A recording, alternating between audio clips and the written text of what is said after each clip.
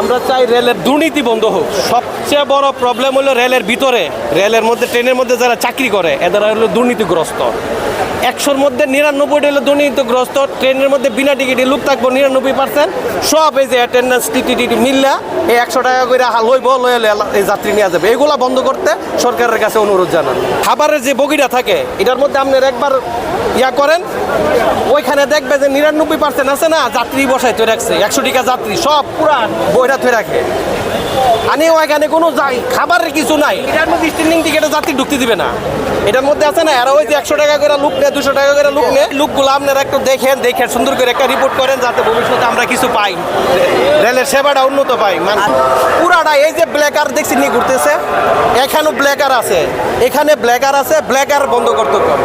এখানেও দেখবেন যে আইসা ওই যে কোনো একটা লোক দাঁড়াইবো, আইসা বলবো এবং জায়গায় যাবো এবং জায়গায় যাবো, ব্ল্যাকের টিকিট আছে 150 টাকার টিকিট হয়েছে, আমার বলছে ব্রাউন বেরা 300 টাকা করে টিকিট বিক্রি করতেছে। এগুলা বন্ধ করতে হবে, এই দুর্নীতিগুলা বন্ধ করতে হবে বাস।